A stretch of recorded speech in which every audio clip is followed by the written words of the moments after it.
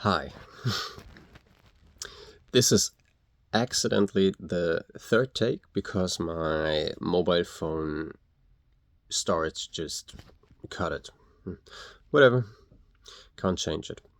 So, I've got a challenge for myself and I want to document it. I think I found the single most influential addiction that I and maybe you or many other people might suffer from. And it's not even that obvious because it's the search for meaning. It's semanticism. It's looking for meaning in things, in symbolism, in philosophical standpoints, in literally anything. The problem lays within the structure we perceive reality, because the moment you try to create meaning by thinking about what meaning is, you fall into the trap of getting too much input because you change perspectives.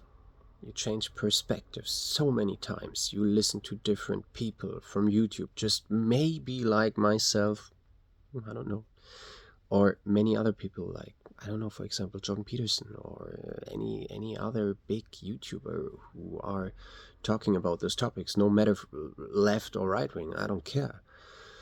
But the moment you keep watching those videos, you will actually not create identity, you will lose identity.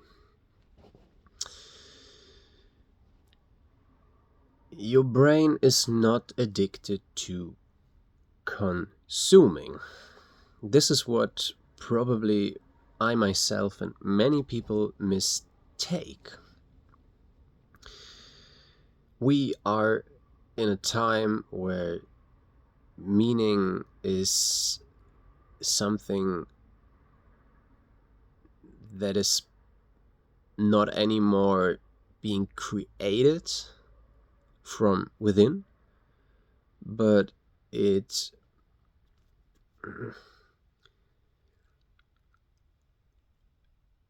tries to no, and it doesn't try.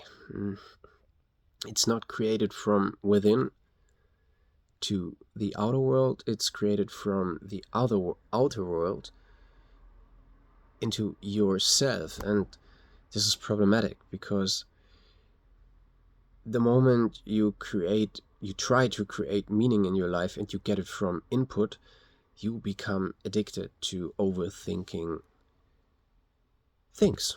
You just overthink everything, and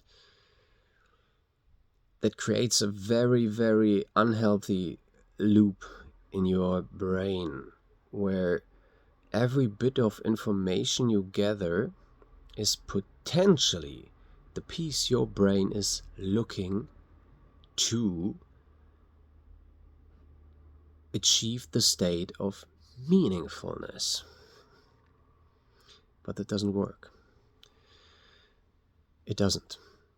You have met people, and I have met people that do not overthink stuff or the world or anything. And you probably have witnessed that there is some sort of enviness towards those people because they do not suffer. They do not suffer from meaninglessness because they have meaning. What they do might not, according to the standards of the world, be what you would perceive as meaning. But meaning is super individual. Meaning is what you bring to the table in this world and not what the world has put or you have let into your brain from the world and just try to mix it together and then put it out as just a reframed weird, yeah, something that you ain't.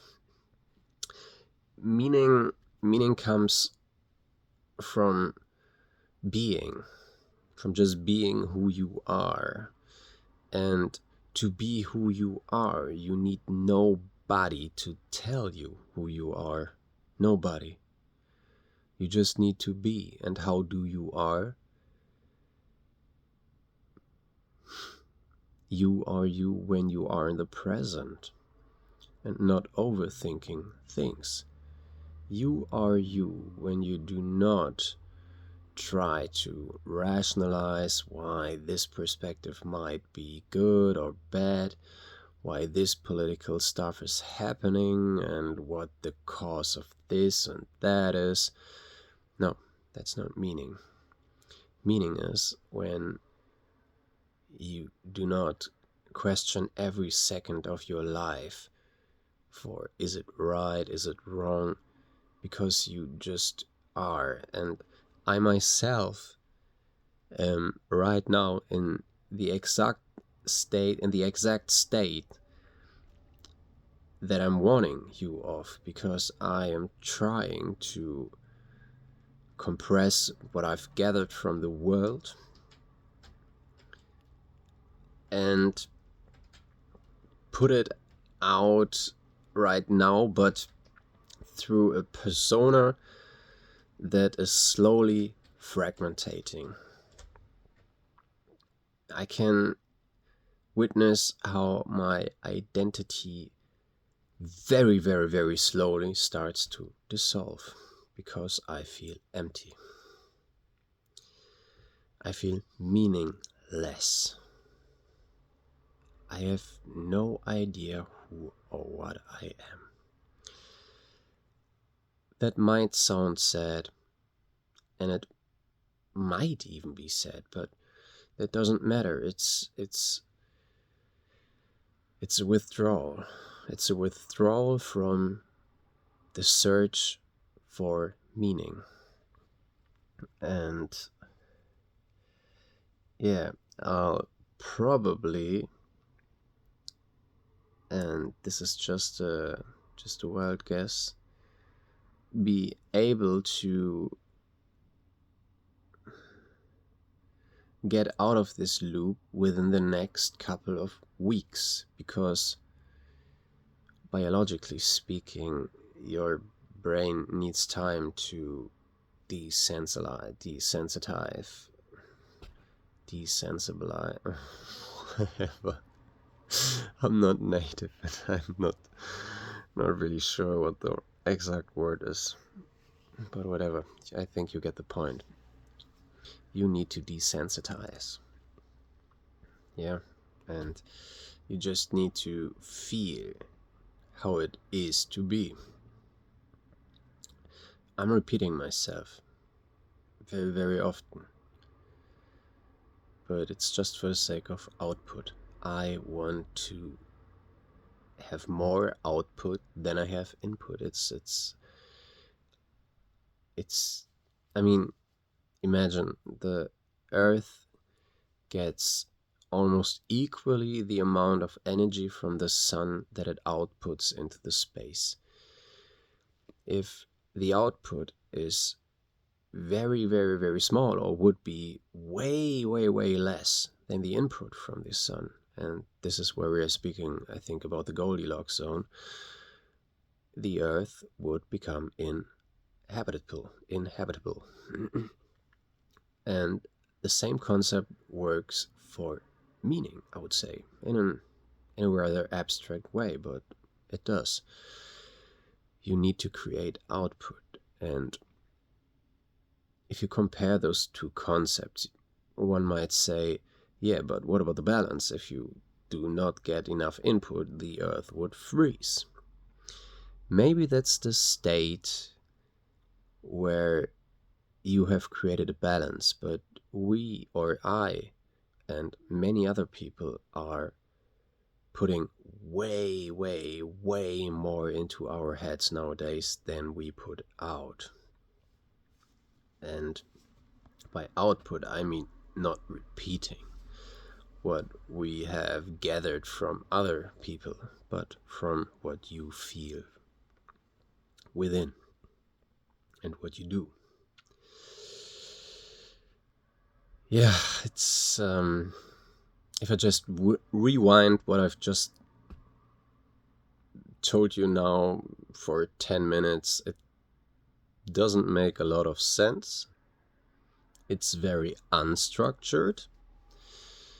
It's confusing for me especially, and one might think, well, that's just weird. And that's okay. I think it needs to be weird because I am not. Yeah, that sums it up pretty good. I am not. But I need to be. And therefore I just need to let all this stuff out. Just create output. No more input. That's my message for the day. Yeah. Probably weird, but no matter. You are not alone. And I am not as well. Have a good day.